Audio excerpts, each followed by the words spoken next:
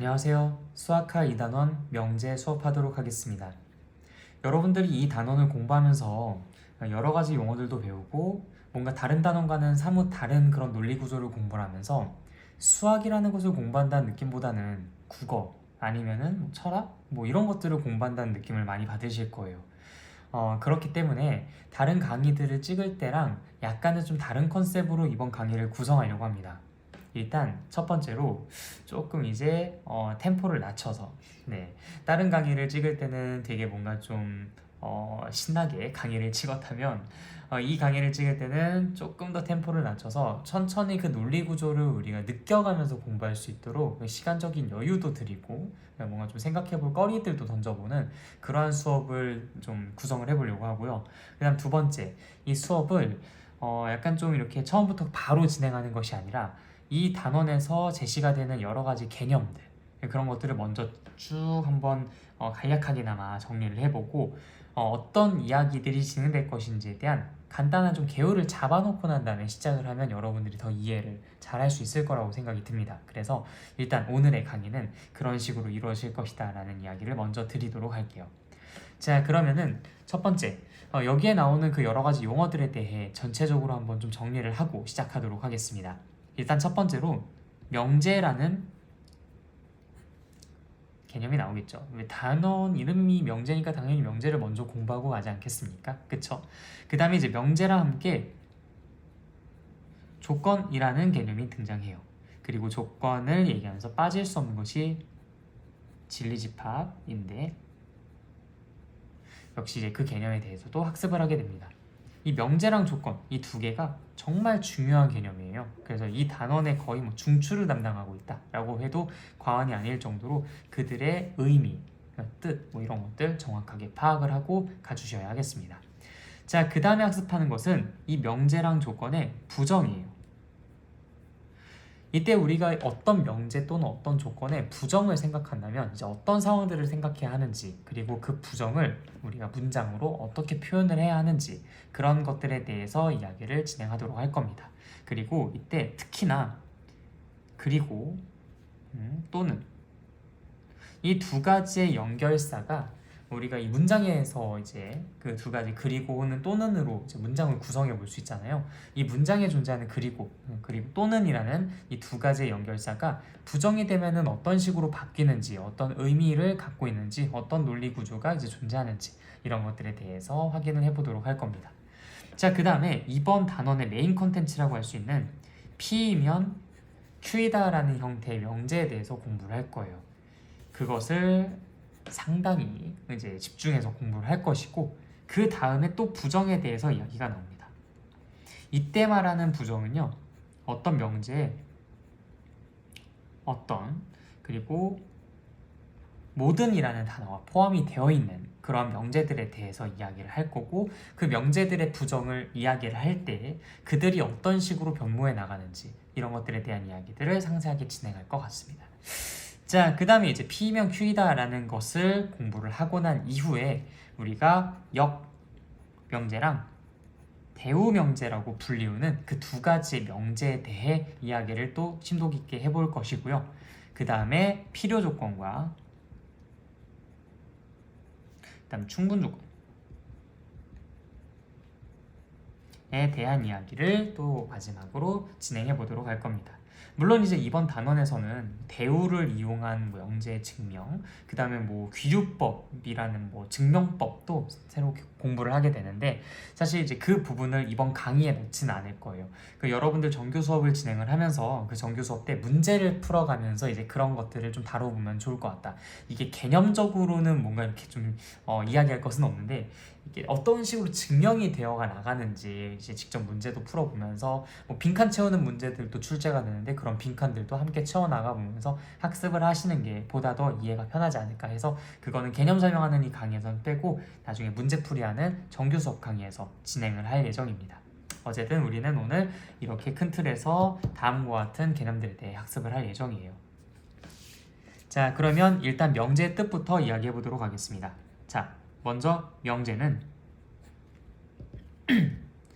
어떤 문장이나 식이 있는데 이 문장이나 식이 써져 있는 이 자체만으로 참과 거짓을 구분할 수 있는 그러한 문장이나 식을 명제라고 이야기를 합니다. 뭐 예를 들어서 이는 짝수다. 이건 당연히 참이라고 판단을 할 수 있죠.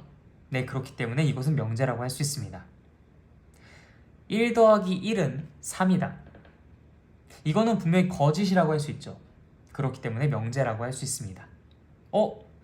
이거 잘못된 말이니까 명제가 아닌 거 아닌가? 아니죠. 거짓이라고 판단이 바로 들었으니 명제인 겁니다. 거짓인 명제인 거죠. 여러분들이 많이 헷갈려하는 부분이 이 부분일 거예요. 어떤 문장이 거짓이면은 봐봐 거짓이잖아 명제 아니지 이런 식으로 이게 또 본능적으로 생각이 또 그렇게 들기 마련입니다. 주의 기울이셔야 돼요. 여러분들이 여기에서 거짓임을 판단했다라는 건 명제이기 때문에 거짓임을 판단할 수 있었다라고 생각해 주시는 게 옳습니다. 즉 명제는 참 또는 거짓을 정확하게 구분할 수 있는 그런 문장이나 식을 명제라고 이야기를 한다. 그래서 정리하자면 참 혹은 거짓을 구분할 수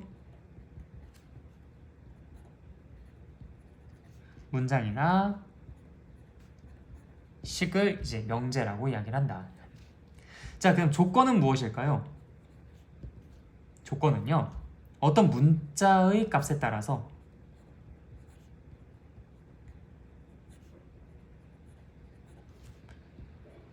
참과 거짓이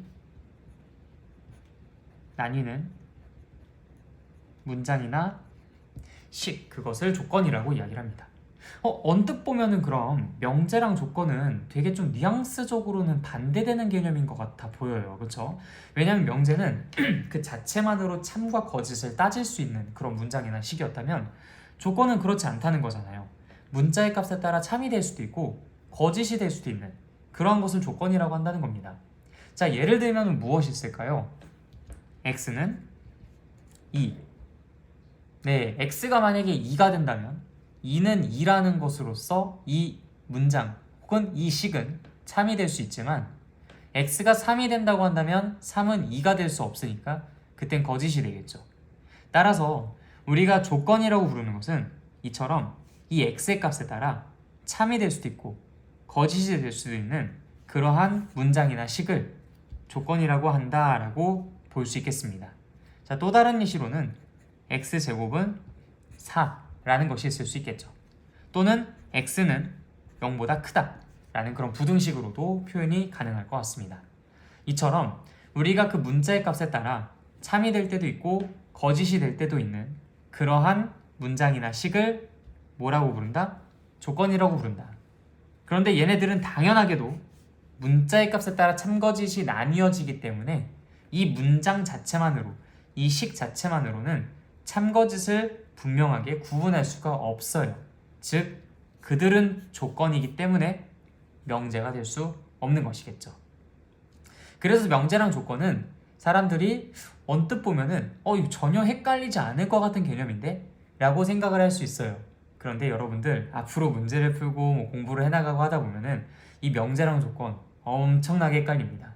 그래서 내가 먼저 선수를 치는 거예요. 명제랑 조건은 어떻다? 서로 사실상 반대라고 할 수 있을 정도로 다른 개념이다. 뉘앙스적으로는 명제는 분명하게 구분이 가능한 아이고 조건은 분명하게 구분이 안 되고 문자의 값에 따라 이게 이럴 수도 저럴 수도 있다 라는 그러한 뉘앙스를 갖고 있다. 그래서 이 둘은 서로 유사점도 찾아볼 수가 없다 라고 정리를 해볼 수가 있을 것 같습니다. 그런데 나중에 우리가 무언가를 공부를 하다 보니 이 두 개의 개념이 서로 헷갈릴 수 있기는 해요. 그때 가서 다시 한번 말씀을 드리도록 하겠습니다. 자, 그 다음에 우리가 배우는 것은 진리집합.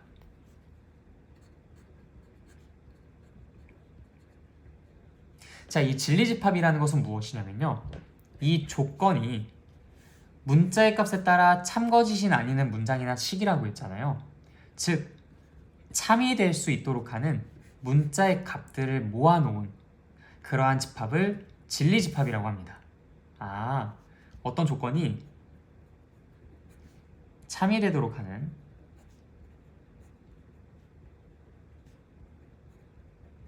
문자의 값을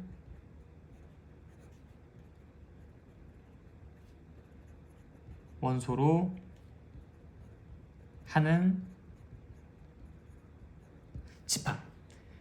어떤 조건이 예를 들어서 이 조건이라고 할까요? x는 2라는 조건이 참이 되도록 하는 문자의 값이 무엇이죠? 2가 있죠. 네, 그 2라는 것을 원소로 갖는 집합, 그것을 질집합이라고 합니다. 그럼 x제곱은 4라는 그 조건에 대해서는 어떨까요? x가 2가 돼도, x가 마이너스 2가 돼도 얘는 참이 됩니다. 따라서 2 또는 마이너스 2, 이 두 개를 우리는 원소로 갖고 있는 집합을 진리집합이라고 이야기를 하죠.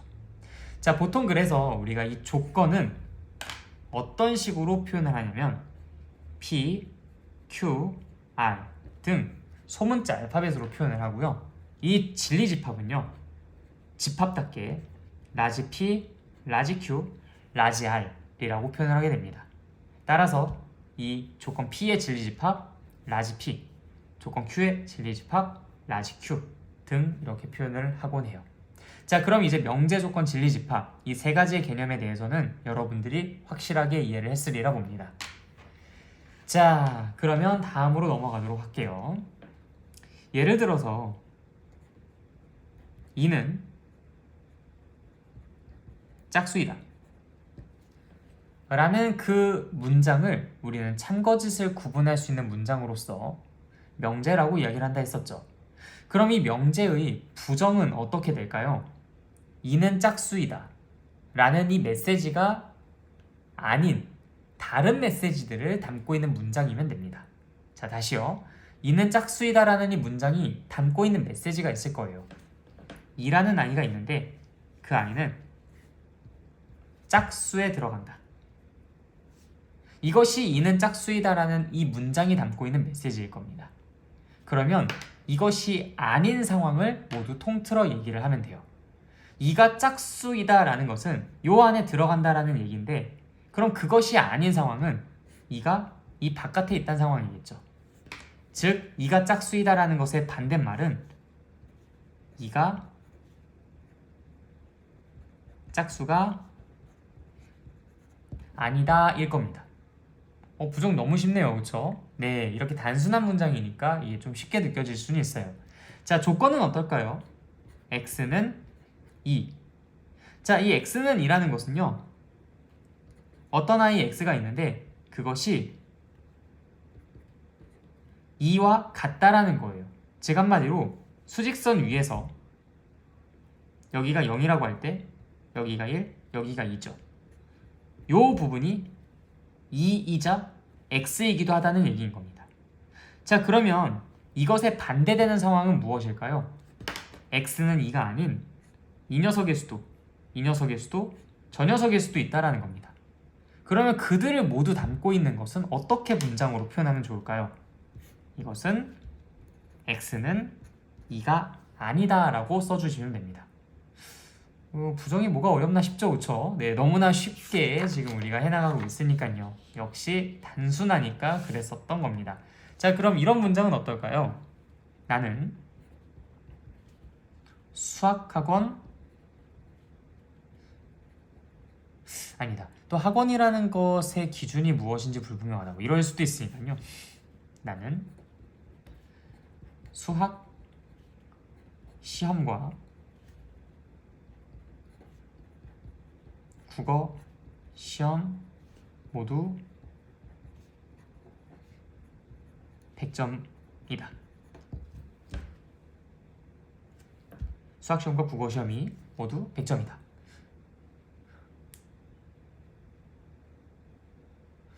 이 문장의 메시지가 무엇인지 한번 생각해 볼까요? 나는 수학 시험을 보고 국어 시험을 봤는데 그것이 모두 100점이라는 얘기입니다. 국어 시험의 점수가 이렇게 얘기를 해야 되겠네요. 말하면서 쓰다 보니까 약간 좀 이렇습니다. 죄송해요. 국어 시간에서는 진짜 많이 욕먹을 만한 문장이네요.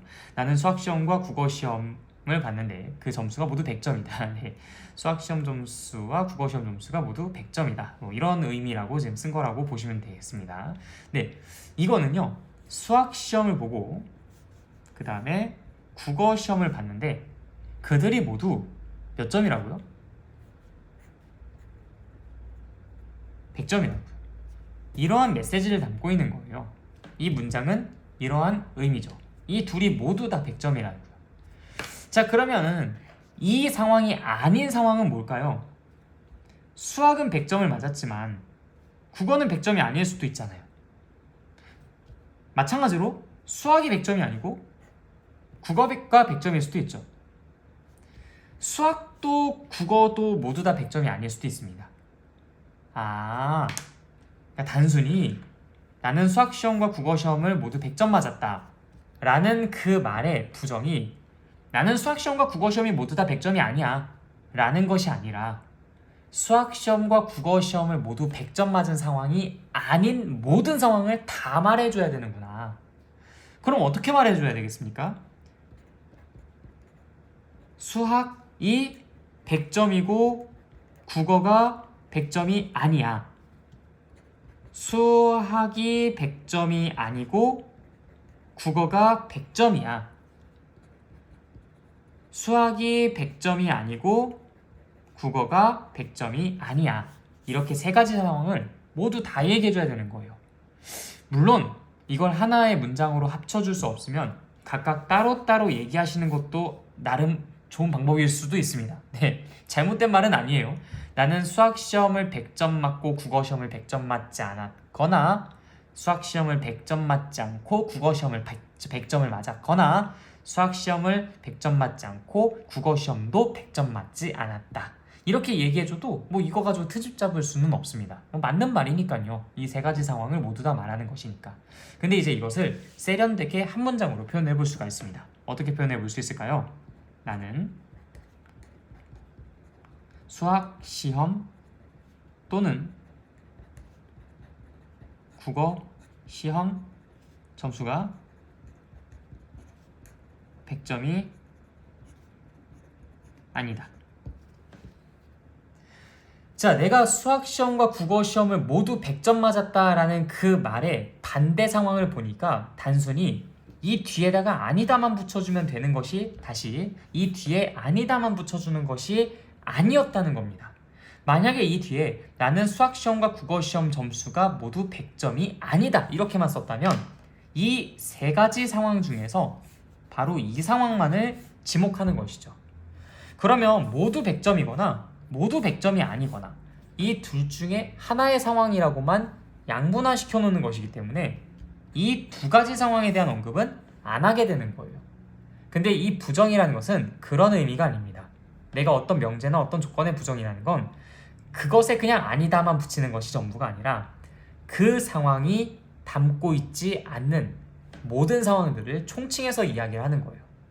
수학시험과 국어시험을 모두 100점 맞은 상황이 아닌 상황은 둘 중에 하나를 100점 맞거나 둘 다 100점 맞지 않은 상황을 뜻하는 거거든. 그래서 이제 그 모든 상황들을 전부 다 이야기를 해줘야 되니까 당연히 우리는 문장을 이렇게 구성을 해줘야 되는 거예요. 그러니까 지금 여기에서 보세요. 수학시험 and 국어시험 점수가 모두 100점이다 라고 했었던 그리고라는 이 말이 자연스럽게 뭐로 바뀌었죠? 또는 이라는 것으로 바뀌어서 표현된다는 것을 확인할 수 있어요. 그리고가 반대가 또는이다 이 얘기를 드리고 싶은 게 아닙니다. 부정으로 바꿔봤더니 자연스럽게 이러한 연결사로 바뀌었다라는 거예요. 왜냐하면 내가 수학시험과 국어시험을 모두 100점 맞지 않았다라고 이야기를 하는 건 결코 이 상황에 반대되는 상황이 아니었거든요. 내가 말해야 되는 것은 이 한 가지 상황만이 아닌 이 세 가지 상황을 모두 다 얘기해줘야 되는 것이기 때문에 불가피하게 이 단어를 쓸 수밖에 없었다라는 겁니다. 자, 그러면은 이것은 어떨까요? 나는 뭐라고 표현하면 좋을까요? 나는 경상도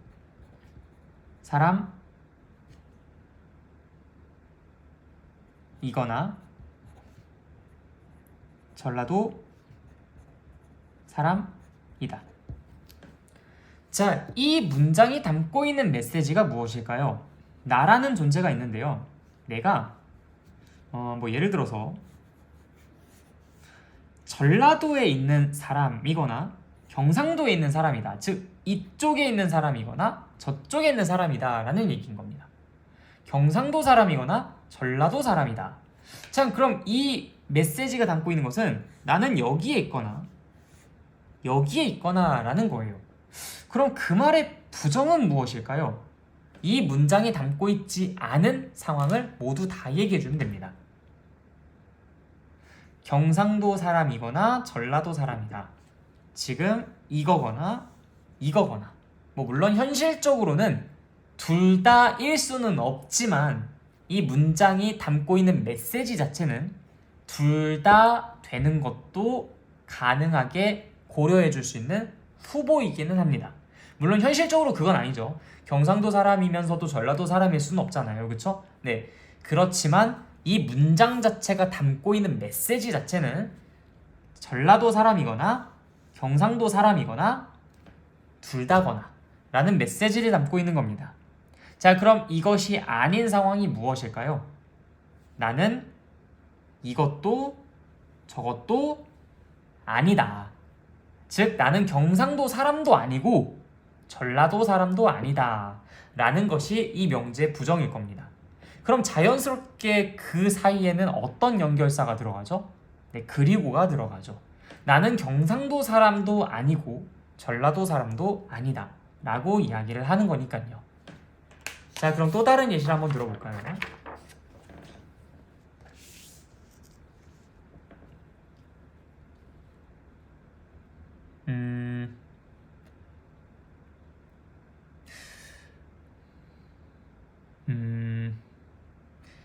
모기는 요즘 모기가 좀 짜증나요, 그렇죠?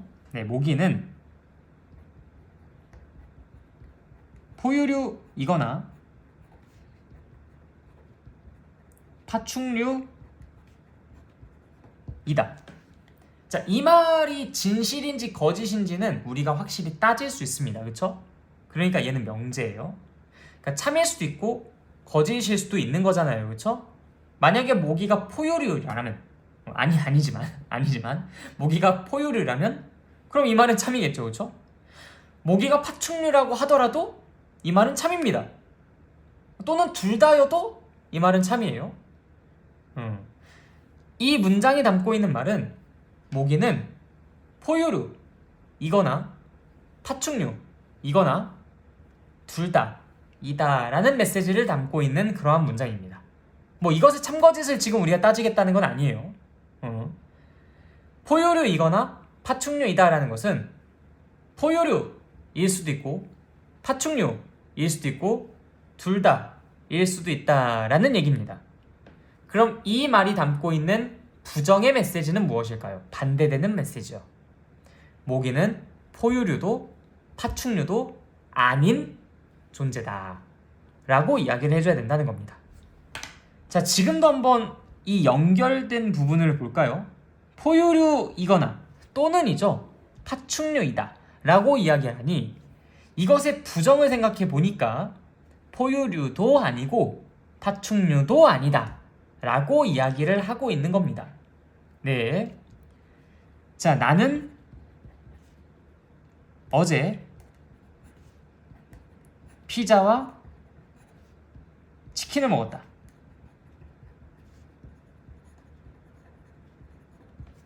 사실 제가 어제 치킨을 먹었습니다. 그래서 이 말은 참인 말이기는 해요.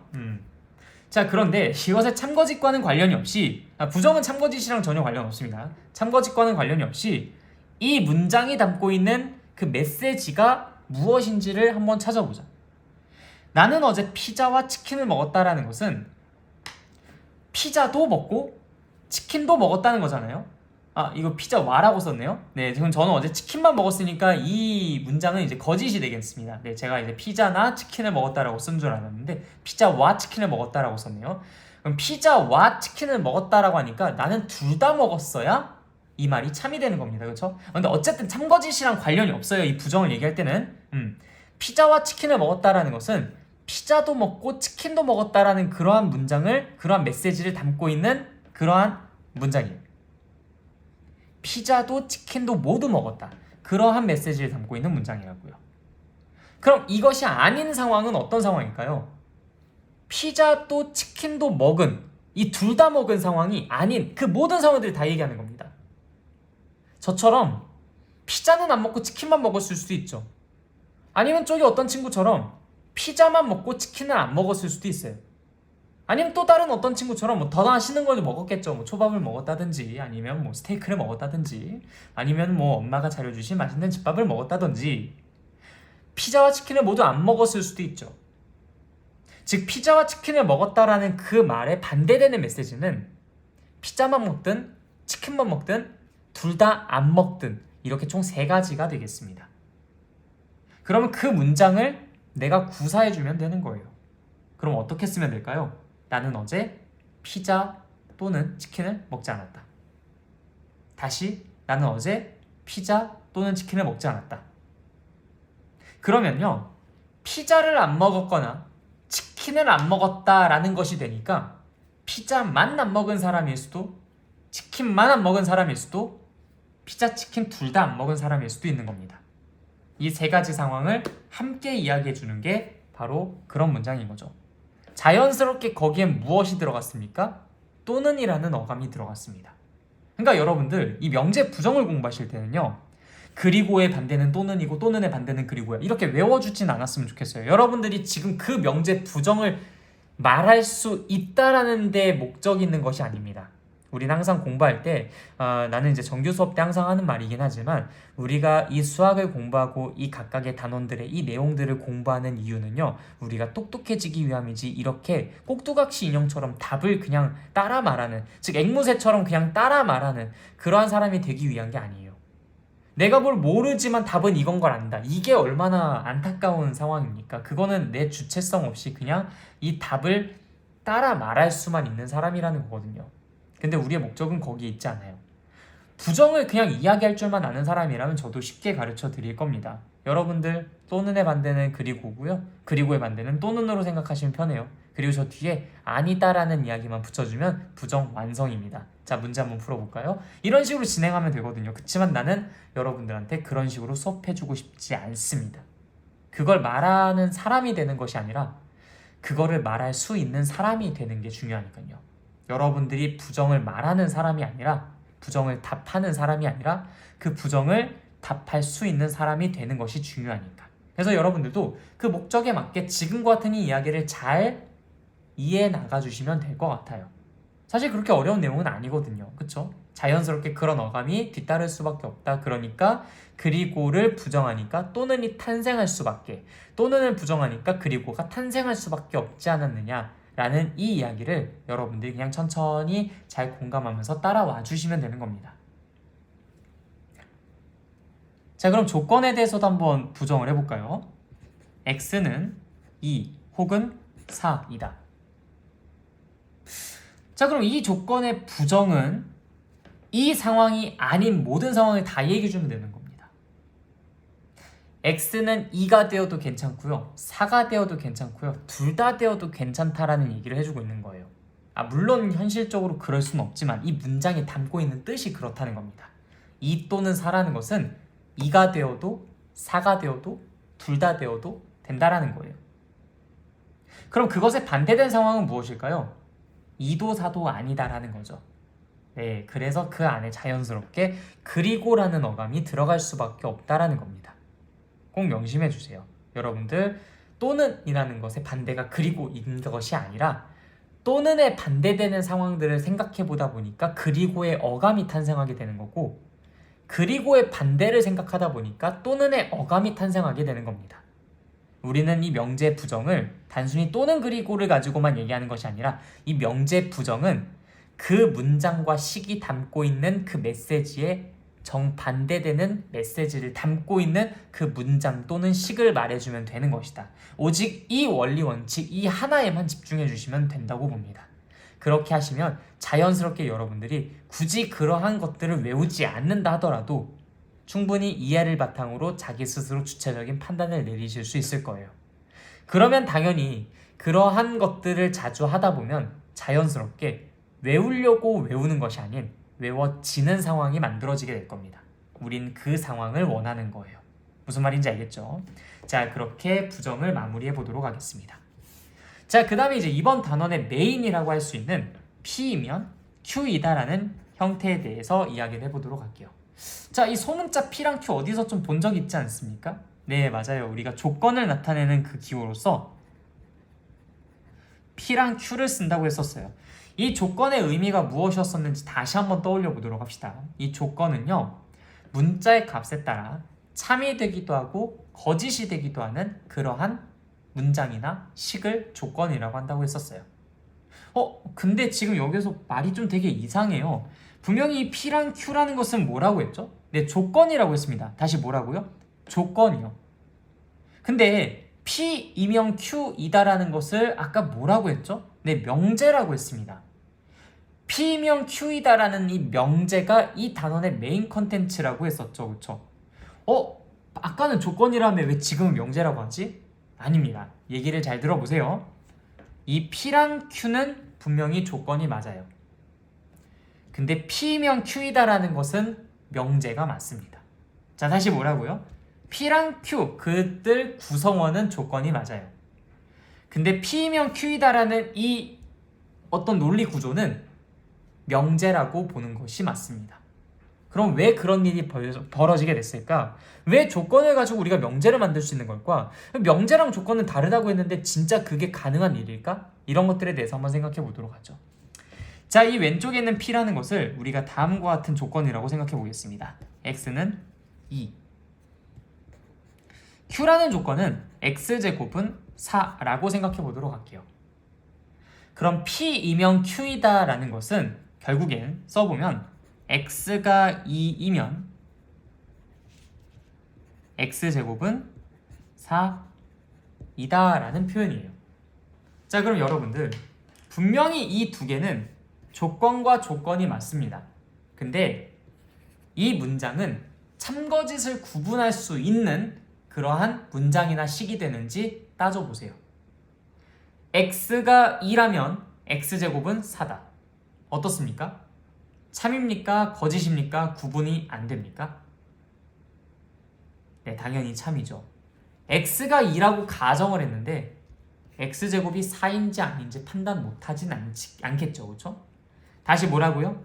X가 2라는 가정이 들어왔는데 그때 X제곱이 4가 되는지 안 되는지 파악을 못하는 건 아니겠죠. 판단 가능합니다. 그래서 무엇이다? 그래서 명제다.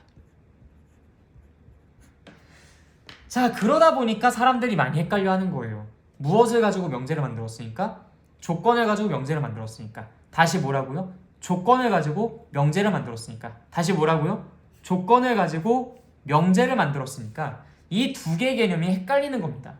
조건과 명제 그래서 뭐 비슷하다는 건가? 같다는 건가? 조건이랑 명제랑 결국 일맥상통하네? 아닙니다. 조건과 명제는 여전히 달라요. 아까도 말씀드렸듯이 의미부터가 그렇게 다른 걸요. 조건이라는 것은 문자의 값에 따라 참, 거짓이 구분될 수 있는, 나뉘어질 수 있는 그러한, 공존할 수 있는 그러한 문장이나 식이 조건이었다면 명제는 그렇지 않았었거든요. 참이거나 거짓이거나 둘 중에 하나를 분명히 해야 됐거든. 지금도 마찬가지죠. 얘 자체만 놓고 볼까요? X가 2일 땐 참이지만 X는 3일 때 거짓이죠. 근데 이 문장을 보세요. 이 전제 하에서만 생각해야 하고 그것인지 아닌지만 판단하면 되니까 우리는 맞다라고 판단할 수 있어서 명제라고 할 수 있게 되는 겁니다. 그래서 우리가 이 P면 Q이다라는 명제를 제대로 공부하지 않으면 조건과 명제 이 두 개의 개념이 서로 엄청나게 혼동이 되게 돼요. 근데 지금 여러분들 하나하나 분석해가지고 따져보니까 얘네들이 결코 같지는 않지만 그 조건들로 하여금 명제가 만들어지는 이 논리 구조가 납득은 되시죠? 네, 좋습니다. 그러면 이 P면 Q이다의 명제의 절반은 여러분들이 공부를 하신 거예요. 자, 그러면 이 P면 Q이다라는 이 명제가 어떨 때 참이 되고 어떨 때 거짓이 되는지 이제 그런 것들에 대해서 우리가 좀 따져보도록 하겠습니다. 이거는 방금 전에 우리가 참임을 확인을 했어요. X가 2가 된다면 당연히 X제곱이 4가 되는 이 조건에 만족할 테니까요. 그렇다면은 이건 어떨까요? X는 3이면 X제곱은 4이다. 이건 어떻겠습니까? 네, 이것도 우리가 따져보신다면 당연히 거짓이 되겠죠. 네, 왜 거짓이 될까요? X제곱이 4가 된다라는 것은요 X가 2거나 마이너스 2일 때만 가능해요. 근데 x가 3인데 어떻게 x제곱이 4가 되겠습니까? x가 3이라면 x제곱은 9가 됐었어야 했겠죠. 따라서 이 명제는 거짓이 되겠습니다. 그러면 x가 5라면 x제곱은 4다. 이것도 당연히 거짓이 되겠죠. 그러면 너무 아닌 것 같은 거 말고 이거는 어떨까요? x제곱이 4이면 x는 2이다. 이 말은 맞는 말일까요? 다시 x제곱이 4이면 x는 2이다. 어떻습니까? 네, 이 말은 틀린 말이 됩니다. 왜 틀린 말일까요? x제곱이 4가 되려면 x는 2도 될 수 있지만 마이너스 2도 될 수 있습니다. 그런데 그것이 반드시 x가 2다라고 주장하는 것은 이거는 아닌 거죠. 왜? x제곱이 4이면은 2일 수도 있고 마이너스 2일 수도 있는데 만약에 그게 2였다면 x는 2다라는 말은 맞는 말이 될지도 모르겠지만 x가 만약에 마이너스 2였다면 x는 2다라고 주장하는 것은 틀린 말이었어야 되겠죠. 따라서 그것 때문에 얘는 옳지 못합니다. 어떻게 봐야 되는지 알겠죠? 네. 잠시만요.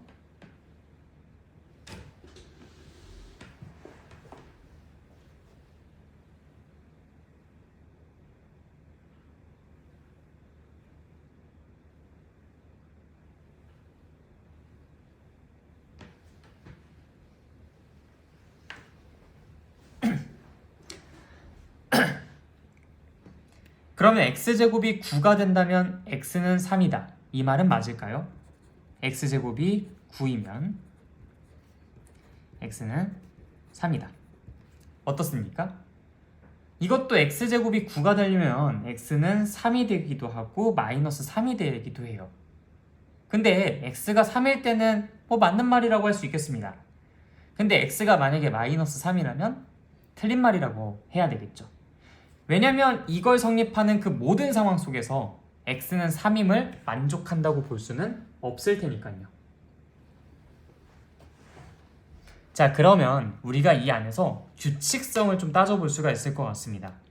얘는 왜 참이었고 얘는 왜 거짓이었고 얘는 왜 아쉽게도 거짓이 되게 됐는지, 참과 거짓인 것은 도대체 우리가 무엇을 가지고 구분하는 것이 보다 더 편리한지, 이런 것들에 대해서 이야기할 어떤 시점이 좀 찾아온 것 같아요. 너무 헷갈리잖아요, 그렇죠? 맞는 것 같은데도 아니고 아닌 것 같은데도 맞고 이런 상황들이 만들어지니까. 자, 이때 진리집합이라는 것이 좀 더 우리를 편리하게 만들어줍니다. 자, 진리집합이라는 것이 아까 뭐였죠? 네, 어떤 조건이 참이 되도록 하는 그 문자의 값들을 원소로 삼고 있는 그러한 집합을 진리집합이라고 이야기한다 했었어요.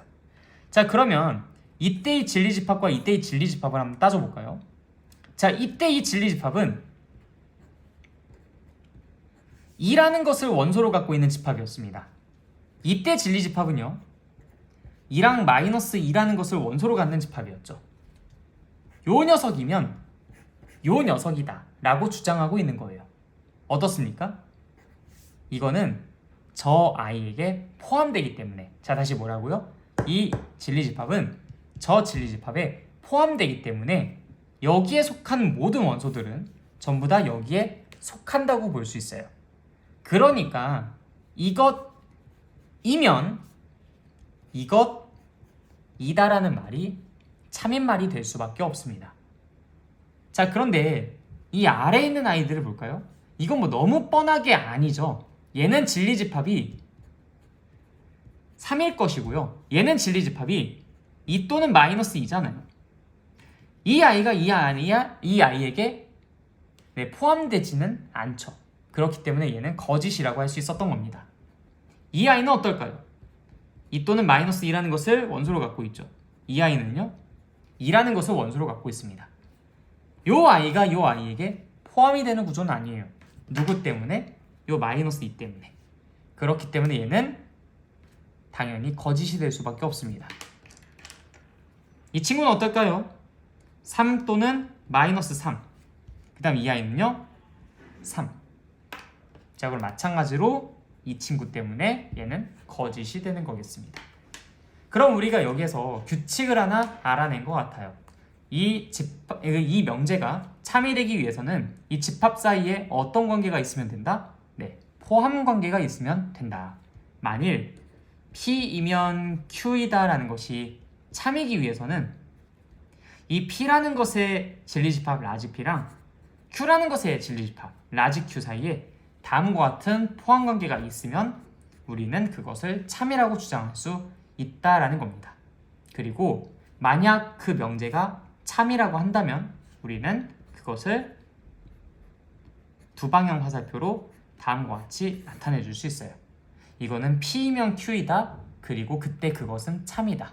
라는 그 두 가지의 의미를 모두 갖고 있는 그러한 기호라고 보시면 되겠습니다. 이것은 단순히 P이면 Q이다 라는 논리 구조를 갖고 있는 거고 그것이 참인지 거짓인지는 우리가 현재는 알 수는 없어요. 그런데 이렇게 표현을 하면은 이건 P이면 Q이다. 그리고 그것은 참이다 라는 것까지 보장하고 있는 그런 기호다 라고 알아두시면 되겠습니다. 자, 그럼 두 번째 P이면 Q이다를 가지고 우리가 할 수 있는 얘기,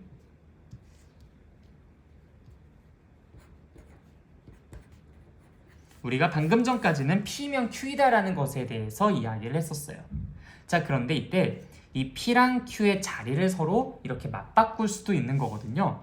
그러면 그때 이 P면 Q이다의 자리를 맞바꿨을 때 생기는 그 명제 Q이면 P다라는 것은 뭐라고 부르는지, 그 다음에 그 상황 속에서 이것을 부정하고 부정하면은 여러분들 그때 내가 부정 표현을 하면서 부정의 그 표기법에 대해서는 얘기를 안 드렸군요. 네, 미안합니다. 네, 물결 표시를 이용해서 그 부정을 표현을 해요. 아까 너무 부정의 의미만 집중하다가 그것의 표기법에 대해서는 내가 누락했습니다. 네, 그래서 그 표기법에 대해서는 우리가 이제 물결을 써서 이렇게 표현을 한다는 거, 이게 이제 not P라고 읽고요. 그것은 P의 부정이다 라고 생각을 해주시면 돼요. 자, 다시, 그래서 이제 우리가 이렇게 바꾸고 난 다음 그것에 부정과 부정까지도 하게 되면, 즉 not Q이면 not P이다 라고 한 것은 또 뭐라고 부르는지, 이제 이것에 대해서 이야기를 나눠보려고 해요. 자, 우리가 지금 P면 Q이다 라고 했었을 때 이 앞부분에 있는 걸 가정이라고 하고 이 뒷부분에 있는 걸 결론이라고 합니다.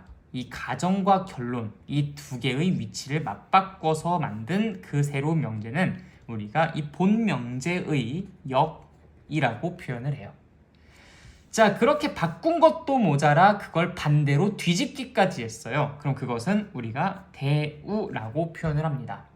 근데 이 역과 대우는요, 어떤 것 때문에 주요하게 다뤄지냐면, 일단 역보다는 우리가 대우를 되게 많이 중요하게 언급하면서 사용을 하게 될 텐데, 이 본명제만 다루는 것도 힘들어 죽을 것 같은데 이 대우명제는 도대체 왜 우리가 추가로 더 공부하는 거냐, 게다가 이 반대까지 좀 머리가 아파 헷갈려 죽겠는데 다 이유가 있습니다. 자, 일단 첫 번째, 이 P면 Q이다 라는 그 명제는 이 역명제와는 참거짓을 공유하진 않지만 이 대우명제와는 참거짓을 공유해요. 자, 그 말이 무슨 말이냐면요, P이면 Q이다라는 것이 참이라면 not Q이면 not P이다라는 이 대우명제 역시도 참이 되고요, 이게 거짓이 되면 이건 역시 거짓이 됩니다. 일단 이 결과가 매우 중요하기 때문에 웬만해서는 이걸 먼저 미리 스포를 안 하는데, 여러분들께 지금 설명을 드리기 전에 먼저 이 결과에 대해서 강조부터 하고 갈게요. 본 명제랑 대우 명제, 역명제 아닙니다. 다시 뭐라고요? 본 명제랑 이 대우 명제는 무엇을 공유한다? 참거짓을 공유한다. 너가 참이면 너도 참이고, 너가 거짓이면 너가 거짓이다. 어떻습니까? 신기하지 않나요? 네. 그러니까 일단 대우 명제가 중요하게 다뤄질 수밖에 없어요. 이 본 명제랑 참거짓을 공유한다는 사실 하나만으로도 우린 이것을 가지고 뭔가 재미난 행동들을 할 수 있을 것 같죠, 그렇죠? 자, 그런데 이 참과 거짓은 도대체 어떻게 공유를 하게 될 수밖에 없는지, 진짜 공유를 하긴 하는지, 이 원리에 대해서도 한번 생각은 해봐야 되지 않겠습니까? 그렇죠? 네, 아무리 결과가 중요하다 하더라도 결국 이 원리에 대해서도 한번 우리가 짚고 넘어가긴 해야 돼요. 자, P면 Q이다 라는 것이 참이기 위해서는 라지 P랑 라지 Q 사이에 이런 포함 관계가 성립해야 합니다. 즉 어떤 상황이 만들어져야 되냐면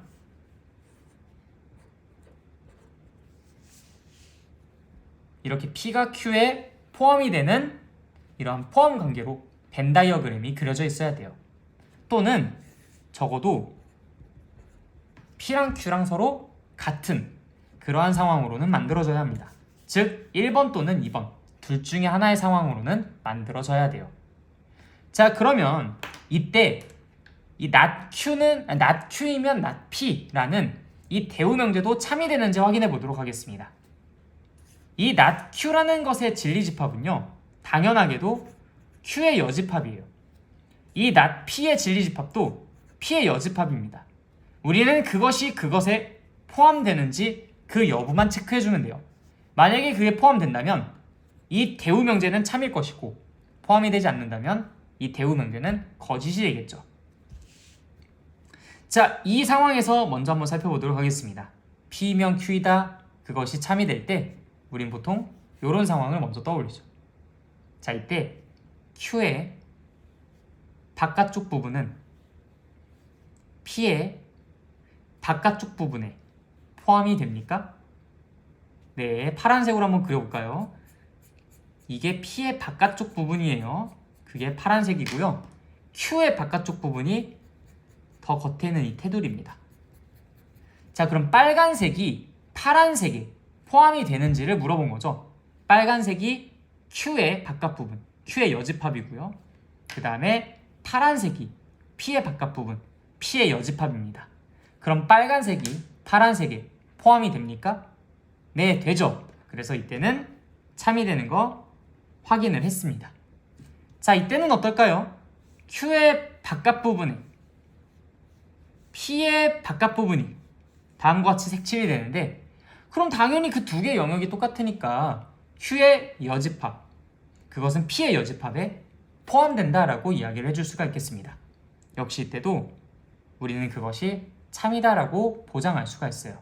아, P면 Q이다가 참이 되는 그 두 가지 상황에 대해서 Q의 여집합과 P의 여집합 사이의 포함관계를 조사해봤더니 not Q이면 not P이다도 역시나 이런 참이 된다라는 것을 확인해 볼 수가 있었습니다.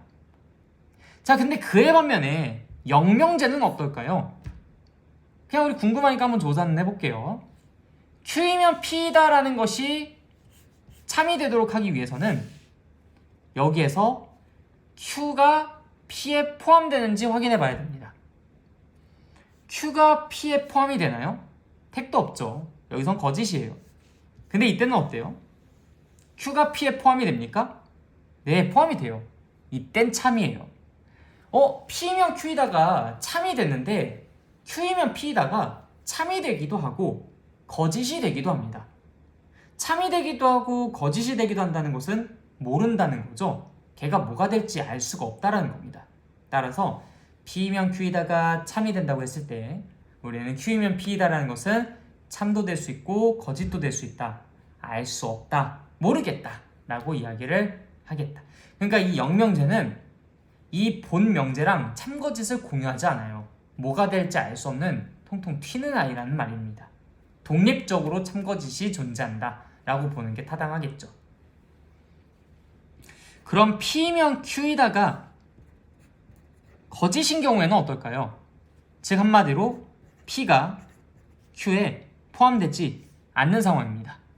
그럼 총 3가지 상황이 나타날 수 있는데, 일단 첫 번째, Q가 P에 포함된 상황이 있어요.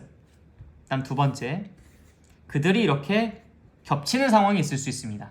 다음 세 번째, 그들이 이렇게 떨어져 있는 상황이 있을 수 있어요. 이 상황이거나 이 상황이거나 저 상황이거나. 자, 이때 우리는 not Q, 여기다 또 같이 써볼까요? Q의 여집합, 그것이 P의 여집합에 포함이 되는지 그 여부를 생각해 주시면 되겠습니다. 자, Q의 여집합이 P의 여집합에 포함이 됩니까?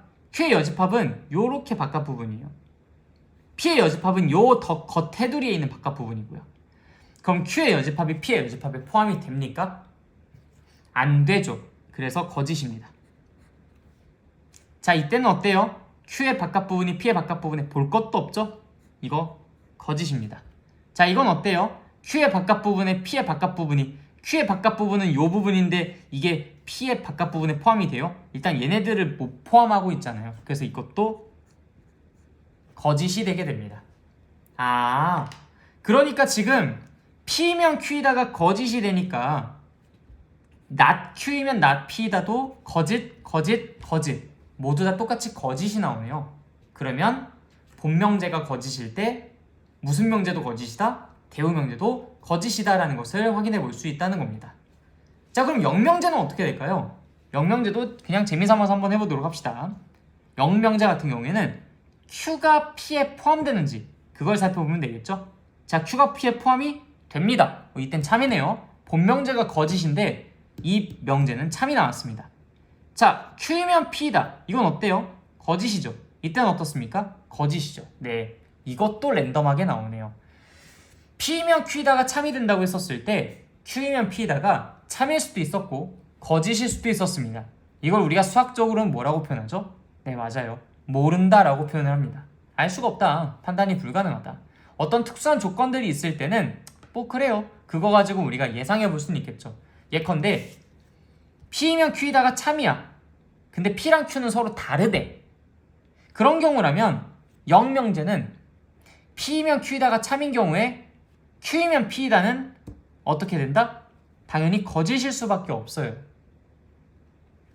그런데 우리가 그런 특수한 조건을 걸지 않는 이상 P이면 Q이다라는 것이 참이라고 해서 거짓이라고 해서 Q이면 P이다라는 그 영명제가 참인지 거짓인지는 따질 수가 없다라는 겁니다. 다만 대우명제는 P이면 Q이다가 참일 때 직접 그들도 참이 된다는 거 확인했고요. P이면 Q이다가 거짓인 이 세 가지 상황에서 not Q이면 not P이다라는 이 대우명제 역시도 거짓임을 확인을 해봤죠. 그러니까 그들은 참과 거짓을 공유한다는 겁니다. 그래서 우리가 대우명제를 영명제보다 더 뭔가 좀 가치 있게 보고 이제 사용을 할 수 있는 그러한 또 토대가 될 수 있겠다라고 예상을 해볼 수가 있겠죠. 실제로 대우명제가 훨씬 더 잘 언급이 되기도 합니다.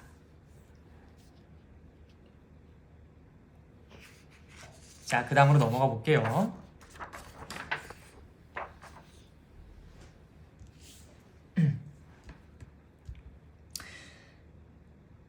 그러면 이제 대우명제를 우리가 이제 뭐 본명제랑 참거짓을 공유한다라는 그런 입장에서 뭐 어느 정도 가치가 있다는 것은 알겠어요. 근데 이제 그걸 언제 사용하느냐? 근데 상당히 좀 번거롭고 귀찮을 것 같지 않습니까? 그렇죠? 왜냐면 부정과 부정을 또 생각을 해야 되는 것이기 때문에 가만히 얌전히 잘 있는 애의 부정과 부정을 생각하는 건 아무래도 좀 힘들 것 같긴 하거든요. 그런데 여러분들, 이 명제가 항상 이게 이쁘장하게 표현이 되는 건 아니지 않겠습니까? 예컨대 여러분들한테 이거를 증명해보라 라고 문제가 나왔다고 해볼게요. x제곱이라는 것이 9가 아닐 때이면 x는 3이 아니다. 헷갈리지 않나요, 이거? 저는 사실 이런 거 너무 헷갈려요. 그러니까 글쎄요, 판단하라면 판단할 수는 있겠죠. 판단하라면 판단할 수는 있겠는데 요 자체 가지고 생각하기에는 이거 쉽지 않더라고요. 이때 대우명제가 활약하는 겁니다. 자, 어떨 때? 이렇게 부정을 남발할 때, 이때 우리가 이것의 대우명제를 생각하면 일단 위치 바꾸고요. 이것의 부정을 해주게 되면 x는 3이면 x제곱은 9이다라고 바뀌거든요. 어때요? 당연히 참이겠죠. 이거 판단하는 것보다 이거 판단하는 게 훨씬 쉽다 이겁니다. 이렇게 부정을 남발하는 순간에 대우명제가 활약을 할 수밖에 없어요. 바꿔서 실제로 판단해 보니까 너무나 쉬웠죠. 그래서 대우명제는 두 가지의 어떤 상황에서 가치가 있습니다. 내가 본명제를 참거짓을 다루려고 하는데, 즉 참거짓을 다루려고 할 때 이게 대우명제로 참거짓을 다루는 것도 가능케 한다라는 그런 어떤 특징이 있어요. 본명제랑 대우명제가 참거짓을 공유하다 보니까 본명제 참거짓을 논할 때 대우명제 참거짓을 논할 수 있다. 자, 그다음 두 번째 상황이 뭐냐? 부정을 남발할 때, 뭐 참거짓을 따지고 싶고 뭐 하고 싶고 그런 경우를 그냥 제외하고서라도 부정을 남발할 때 우리가 표현을 바꾼다라는 측면에서, 그래서 더 보기 편하게 만든다라는 그런 측면에서 이것이 또 도움이 될 수 있어요. 왜? 대우명제 자체 부정이 있으니까요. 부정의 부정은 긍정이잖아요, 그렇죠? 그래서 부정 표현이 애당초 남발되어 있을 때 그때 대우명제를 활용해서 그 표현을 보다 더 깔끔하고 인지하기 쉽게 바꿔줄 수만 있다면, 뭐 참거짓을 판단을 하든 뭐 뭘 하든 여러분들이 그런 것들을 자유롭게 활용해 보실 수가 있겠죠. 네, 그래서 이 대우명제는 여러모로 사용 가치가 높은 아이다 라고 이야기해 볼 수 있겠습니다. 자, 그 다음에 부정. 우리가 이제 부정에서 부정 또 나왔어요. 모든이라는 것과 어떤이라는 단어를 사용한 문장에 부정을 또 생각해 볼 수가 있어요. 그래서 이제 그 문장들의 부정을 우리가 앞서서 공부했었던 그 부정의 개념이랑 같이 연동해서 이야기를 해볼 건데, 이 역시도 그 부정의 의미만 정확하게 지켜주신다면 절대로 어려울 부분이 아닙니다. 그래서 이제 그 부분들을 여러분들이랑 같이 이야기를 나눠보려고 해요. 자, 어떤 문장을 하나 만들어 볼까요? 모든 자연수는 유리수다.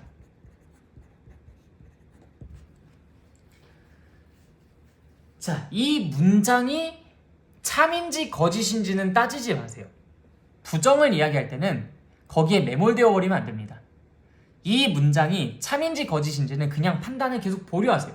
아무리 지금 막 생각이 날 것 같아도 그냥 일단 잠깐, 그거랑은 우리 지금 하는 행동과는 거리가 멉니다. 우리가 지금 할 것은 이것이 갖고 있는 메시지의 정반대 메시지를 찾는 걸 하고 싶은 거예요. 얘가 맞네 틀리네 토론하고 싶은 게 아니라는 겁니다. 자, 그러면 모든 자연수는 유리수다라는 건 이런 뉘앙스인 것 같아요. 자, 자연수가 있었어요. 자연수. 근데 여기 있는 아이들이 싹 다 여기 유리수 동네에 들어간대요. 여기 있는 모든 아이들이 싹 다 이 아이에 들어간대요. 모든 자연수는 유리수래. 이런 의미야. 그럼 이 의미에 반대되는 의미가 무엇일까요? 모든 자연수는 유리수다. 이것에 반대되는 의미요.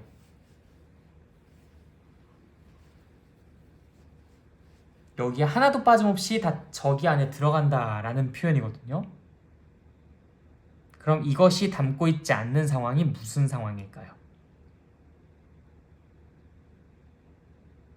네, 여기에 있는 이 아이 중에서 이 안에 들어가지 못하는 아이가 하나라도 존재한다라는 것이 이것에 반대되는 상황들일 것 같아요.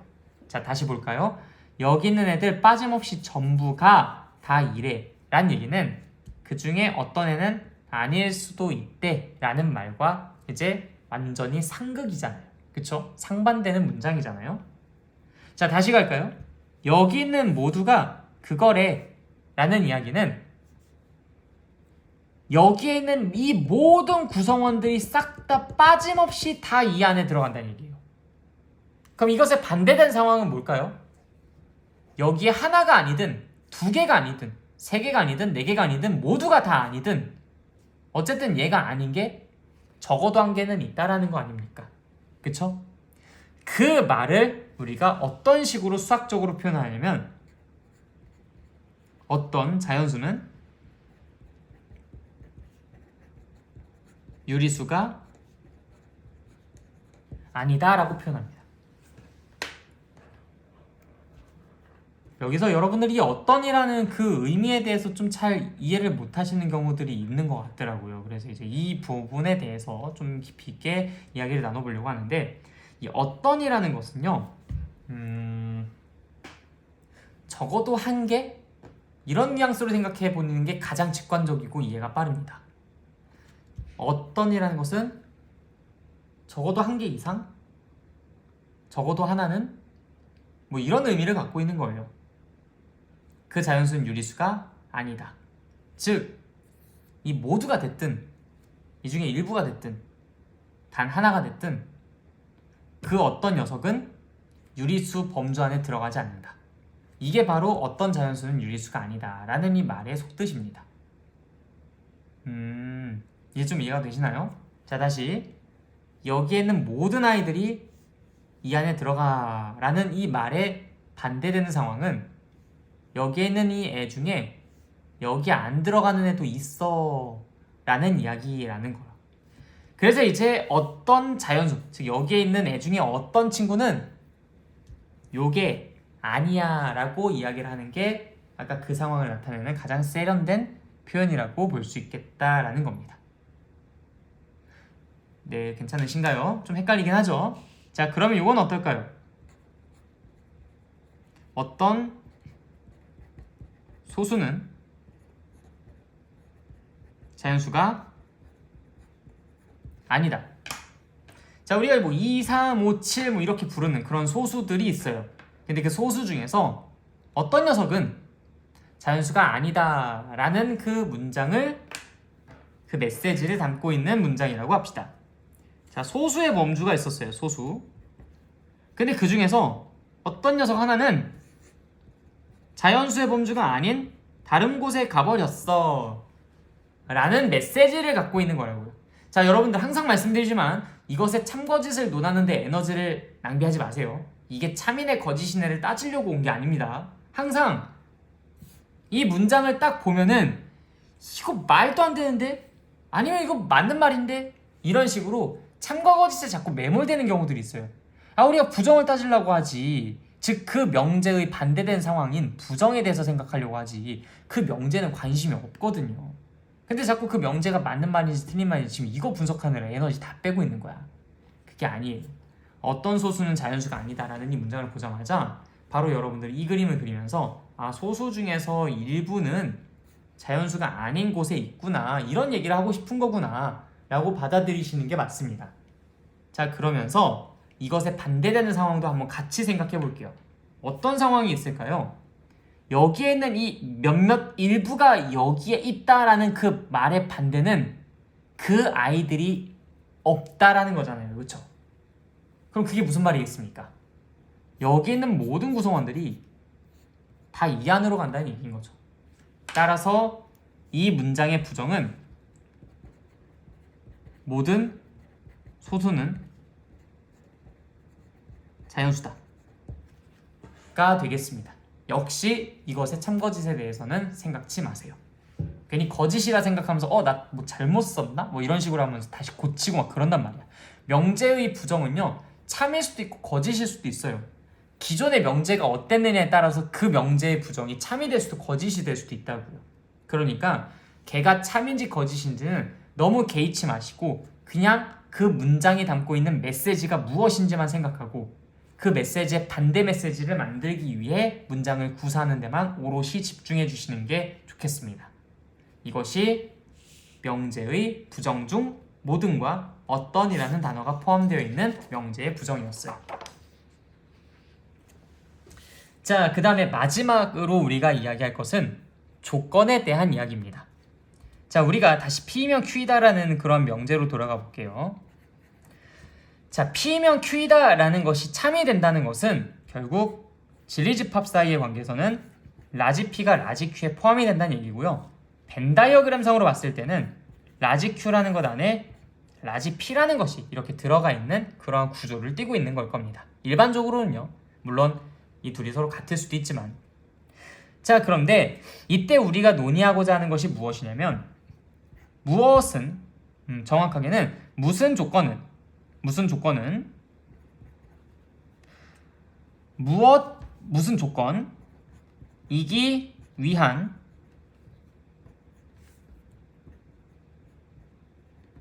필요 조건 혹은 충분 조건이라는 것을 논하기 위한 어떤 상황을 이제 구성을 해볼 거예요. 그런 상황에 대해서 좀 이야기를 해볼 건데, 이 말이 뭔가 좀 어려운 말인 것 같아요. 뭔가 좀 잘 납득도 안 가고 도대체 뭔 소리를 하고 싶은 건지 잘 모르겠고. 자, 근데 사실 되게 상식적이고 합리적인 단어 선택이 그리고 문장 구성이 되어 있는 겁니다. 자, 천천히 한번 스토리를 만들어 볼게요. 자, 여기서 이제 어떤 X가 룰루랄라 하고서 이제 구경을 왔어요. 근데 이 X가 이 집합을 보면서 나 Q가 되고 싶다 라고 속으로 중얼중얼거린 거예요.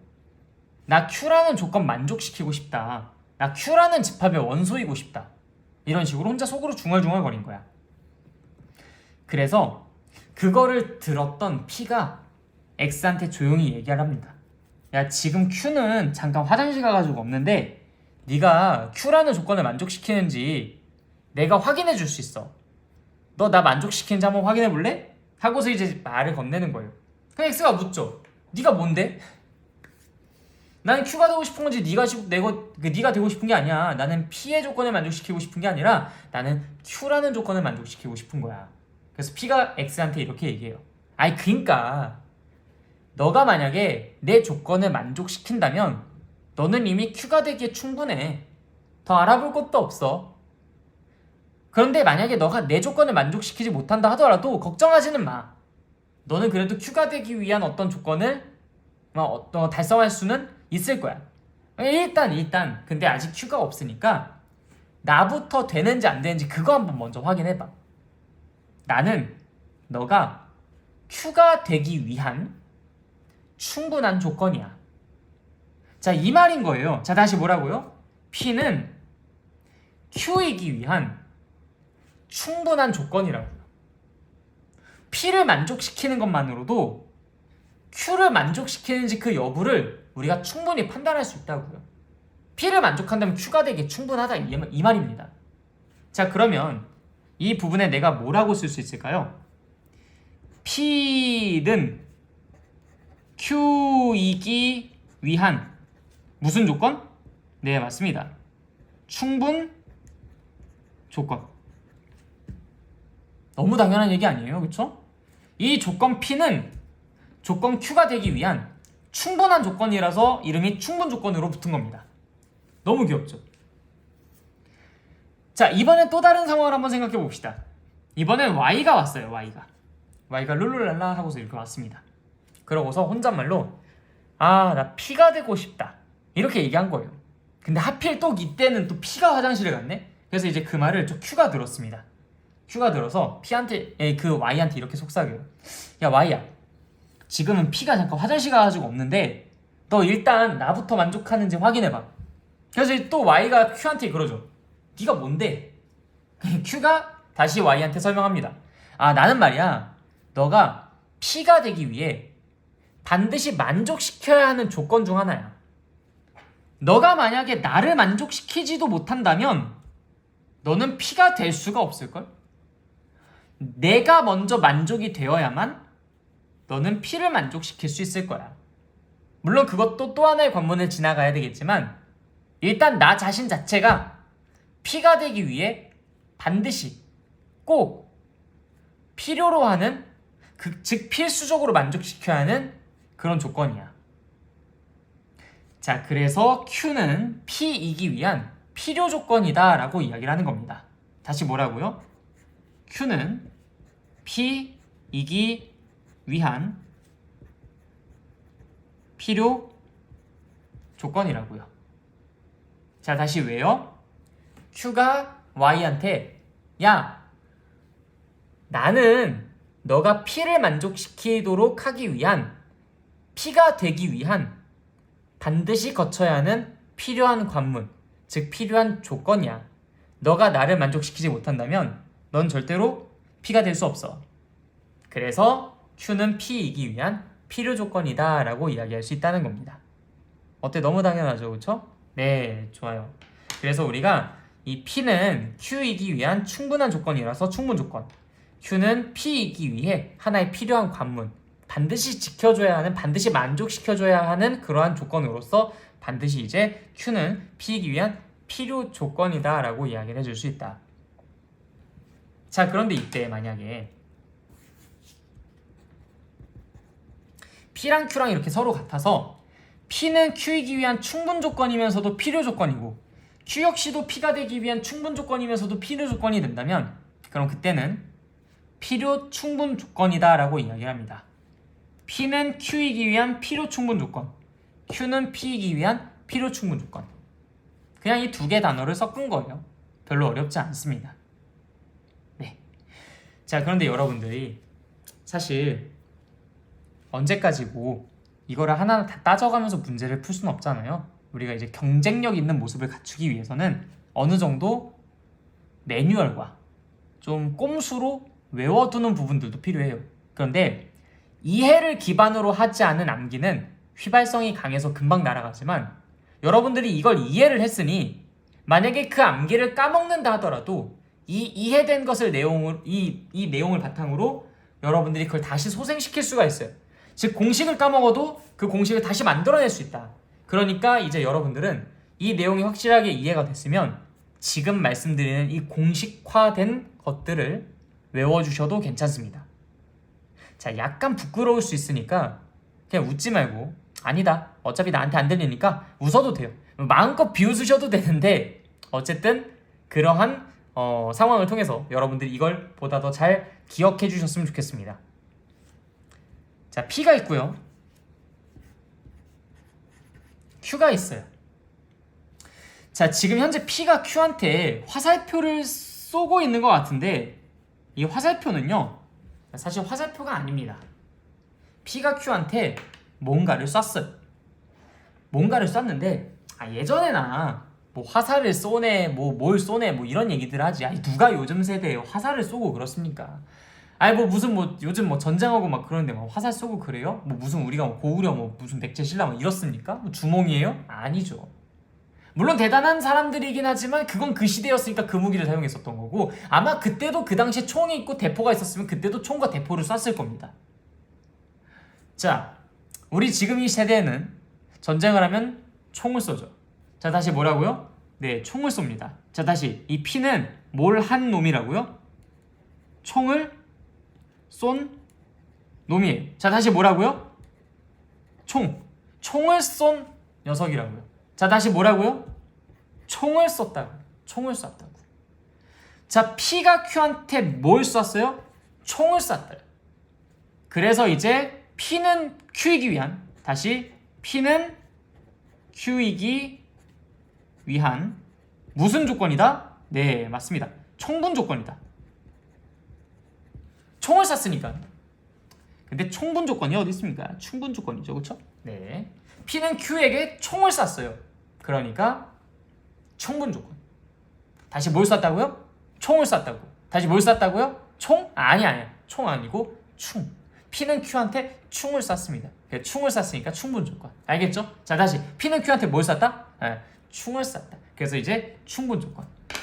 자, 그러면 이 Q 입장에서는요, 당연히 총을 맞았어요. 자, 다시 뭘 맞았어? 충을 맞았어. 충을 맞았으니까 이제 얘는 당연히 아프지. 네, 아파. 맞았어. 맞았으니까 아파서 당연히 뭐가 나오겠어요? 네, 뭐가 나와요? 네, 맞아요. 여러분들. 네, 피를 흘려요. 자, 다시 뭐라고요? 피를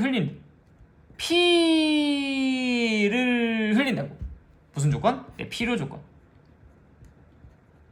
네, 다시 P는 Q한테 뭘 쐈어요? 네, 총을 쐈어요. 그래서 충분 조건. Q는 그래서 그 총을 맞았어. 그래서 아프니까 뭐가 나와? 네, 피가 나와. 그러니까 피를 흘렸어. 피를 흘렸으니까 필요 조건이라고요.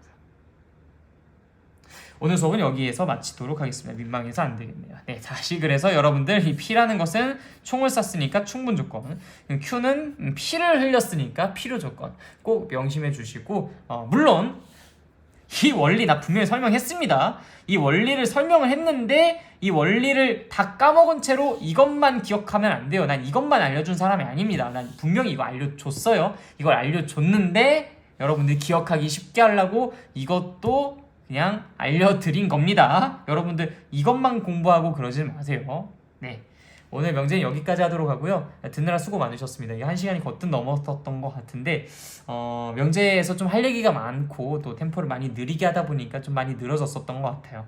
네, 다음 수업 때 우리 함수 공부를 하면서 함수 전에 우리가 절대부등식도 공부를 하긴 할 건데 사실 이제 그 부분은 아주 간단하게, 왜냐면 그 부분도 또 문제를 좀 많이 풀어가면서 이야기를 해줘야 되는 부분이니까 절대부등식이 무엇인지, 그 다음에 이제 산술기하 평균이 무엇인지 간단하게만 얘기 다루고 정규 수업 때 문제를 풀면서 이야기를 많이 할 거야. 그래서 다음 시간에는 3단원과 4단원을 동시에 진행을 할까 생각 중이에요. 물론 뭐 강의는 끊어서 진행할 수는 있겠지만 시간이 너무 짧다면은 같이 이어서 하는 것도 괜찮겠다 싶어요. 그래서 이제 다음 시간에는 여러분들 절대부등식과 함수, 함수를 좀 위주로 공부를 철저히 잘 해가지고 오셨으면 좋겠습니다. 다음 시간에 뵐게요. 수고하셨습니다.